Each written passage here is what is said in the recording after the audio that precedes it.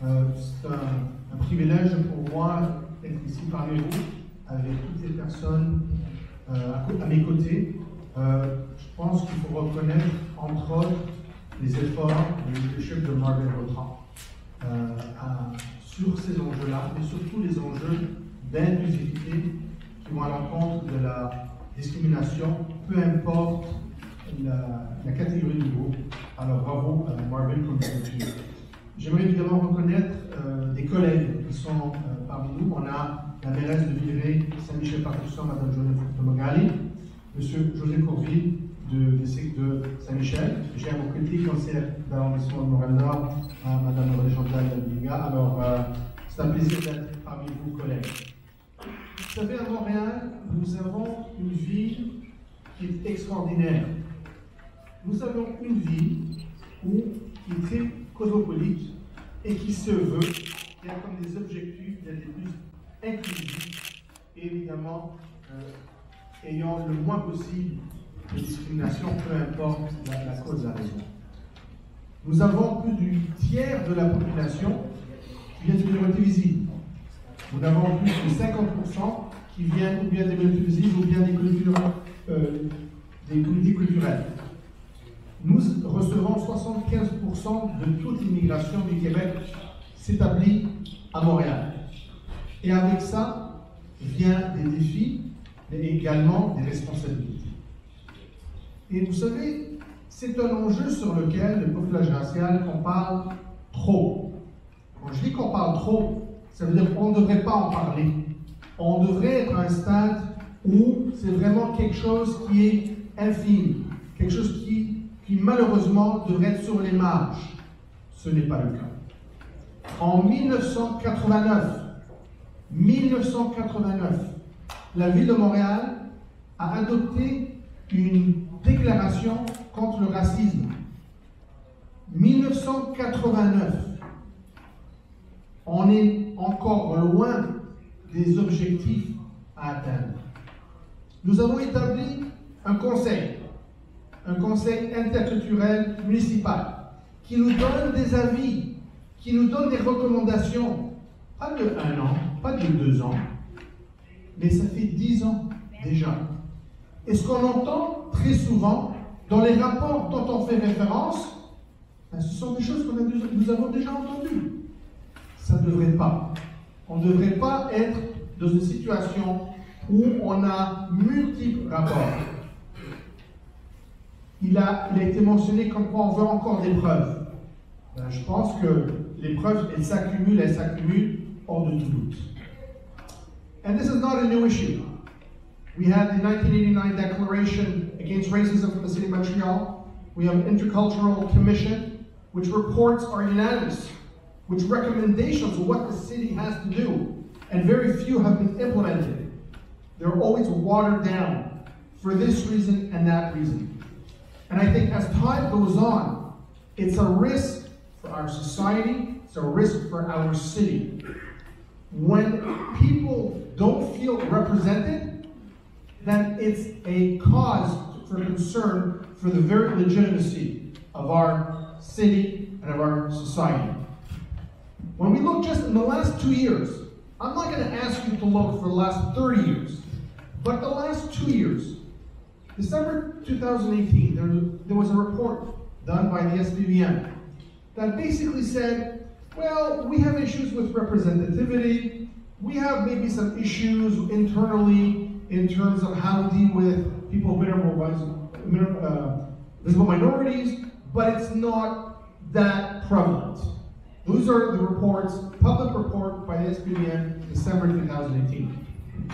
At that time, we had completed a pilot project on body cams for every police officer on the ground to have a body cam. They didn't even mention it in the report in 2018.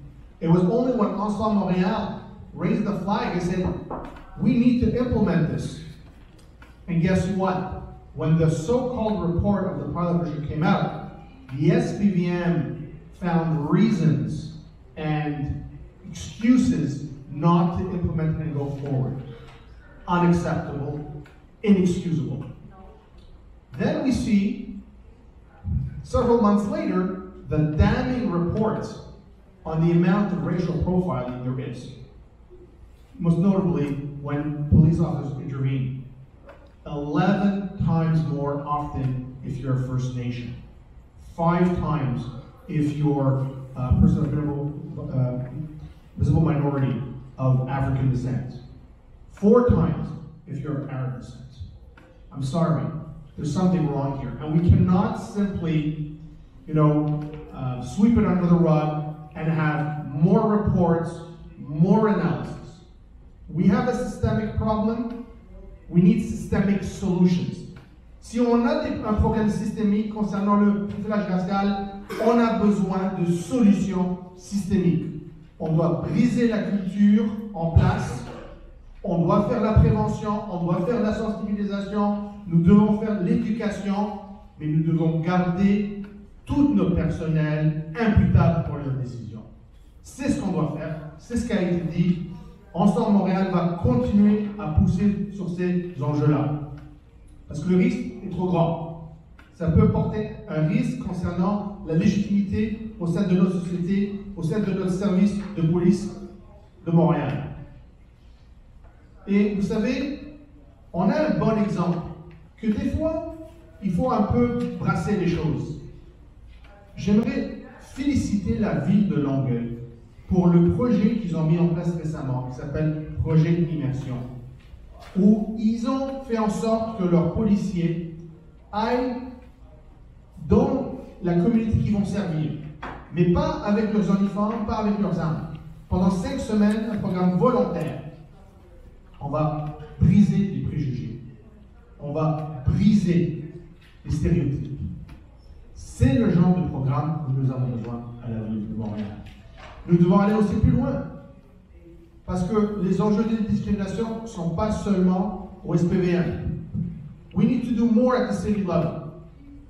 We proposed a motion where every single new position in the city of Montreal, a new job offer, would have to be offered both internally and externally at the same time.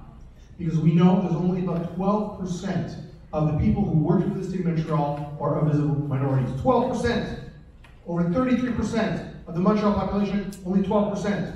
One of those reasons is systemic, because if you only allow the job offer internally, well, if that pool is already 88% non-visible minority, guess what's going to happen? There's going to be an ability to only grow within. Unfortunately, the administration did not support us on that motion. It was very disappointing to that effect. We also brought a motion where we said every single board of directors that the city of Montreal controls, whether it be para-municipal organizations, has to from now on have representativity, both in terms of gender, both in terms of visible minorities. That thankfully was adopted. That's something we could hold the city accountable to. Because now we've got numbers. Now we have positions.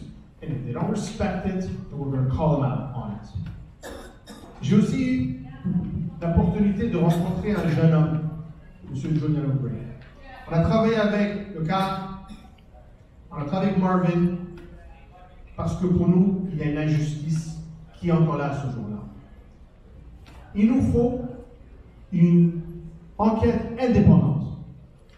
Le STM, la STM a mis de l'avant une enquête de 3 jours où elle a parlé seulement aux inspecteurs qui ont carrément frappé, battu, et ils ont pris le risque de mettre la vie en danger de M. Gray. Ils n'ont même pas parlé à des témoins, ils n'ont même pas parlé de M. Gray. Ensemble Montréal a porté une motion pour exiger une enquête indépendante. Encore une fois, l'administration actuelle a refusé. On doit faire plus. On a besoin de l'imputabilité. On a besoin de changer les choses d'un point de vue de gouvernance, de structure. C'est la seule façon qu'on peut changer les choses. Je vais terminer pour dire comme quoi on pense qu'une des solutions, ce n'est pas la solution, mais une des solutions, c'est de ramener les caméras portatives. À travers le monde, toutes les grandes villes sont en train d'équiper leurs policiers sur le terrain avec les caméras portatives. Pourquoi? Parce que c'est objectif. Parce qu'il y a une prise des incidents. Et cela protège tout le monde. Ça protège les victimes, ça protège les personnes interpellées et ça protège les policiers également. Malheureusement, l'administration a reculé. On va continuer à pousser là-dessus. C'est important parce que c'est une mesure objective. Et lorsqu'ils disent que ça va coûter 27 millions de dollars, moi je dis que le coût de ne rien faire est beaucoup plus. Alors, vous pouvez compter sur moi, vous pouvez compter sur mon collègue M. Corville, sur d'autres, pour pouvoir garder l'administration imputable, qui donne les réponses nécessaires, parce que le statu quo est tout simplement inacceptable et le coût est trop cher pour tous les Montréalais. Je vous remercie.